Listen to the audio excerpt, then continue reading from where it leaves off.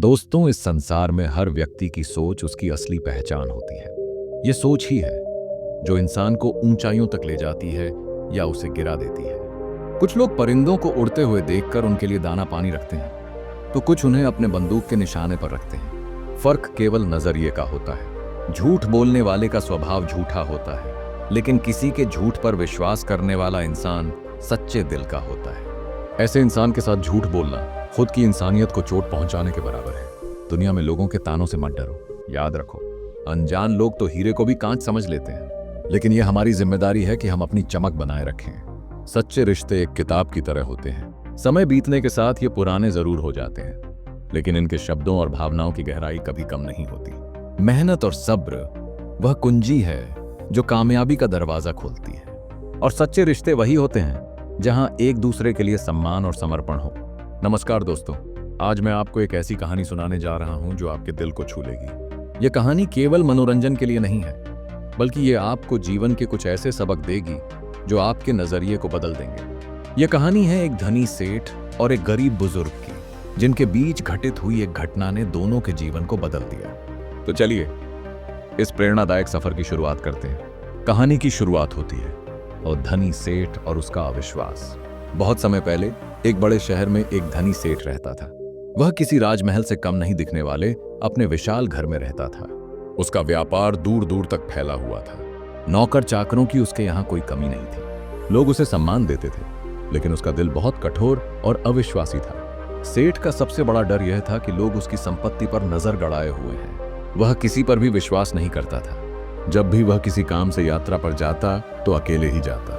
नौकरों को अपने घर की जिम्मेदारी देने में उसे डर लगता कि कहीं वे उसकी अनुपस्थिति में चोरी न कर लें।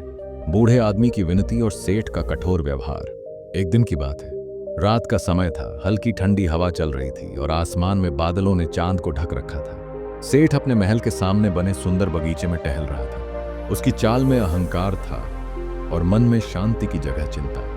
तभी उसने देखा कि दूर से एक बूढ़ा आदमी फटे पुराने कपड़ों में गठरी उठाए थका हारा उसकी ओर बढ़ रहा है। उस बूढ़े आदमी की चाल धीमी थी और चेहरे पर थकावट साफ झलक रही थी। सेठ ने उसे नजदीक आते देखा और कठोर स्वर में पूछा, तुम कौन हो और इस वक्त मेरे महल के पास क्यों आए हो? बूढ़े ने अपने हाथ जोड़ते हुए कहा, मालिक, मैं बहुत दूर से आया हूं। मैं एक साधारण इंसान हूं और कई दिनों से यात्रा कर रहा हूं। मेरे पैर अब मेरा साथ नहीं दे रहे। क्या मैं आपके महल के बाहर यहीं बगीचे में रात बिता सकता हूं? सेठ ने उसे घूरते हुए कहा, यह महल किसी धर्मशाला से कम नहीं लगता क्या? मैं तुम्हारी देखभाल क्यों करूं? बूढ़ा व्यक्ति विनम्रता से बोला, मालिक, मुझे किसी चीज की जरूरत नहीं है। मैं केवल यहीं बाहर सो जाऊंगा। सुबह होने से पहले चला जाऊंगा। लेकिन सेठ का कठोर दिल पिघला नहीं। उसने कहा, तुम जैसे लोग चोर होते हैं। रात में तुम कुछ चुरा कर भाग सकते हो। यहां से चले जाओ। बूढ़े की आंखों में दुख और निराशा साफ झलक रही थी। वह बोला, राम राम, मैं ऐसा नहीं करूंगा। मैं केवल एक रात की शरण मांग रहा हूं। सेठ ने उसकी बात अनसुनी कर दी और उसे वहां से भगा दिया। कुछ दिनों बाद सेठ अपने मित्रों और नौकरों के साथ शिकार पर गया। शिकार के दौरान एक तेज हिरण का पीछा करते करते सेठ अपने साथियों से बिछड़ गया। घना जंगल, बारिश और तेज हवाओं के बीच सेठ खुद को अकेला और असहाय महसूस कर रहा था। उसके साथ न भोजन था न पानी। उसका घोड़ा भी भाग चुका था। थकावट और डर से सेठ के कदम लड़खड़ाने लगे।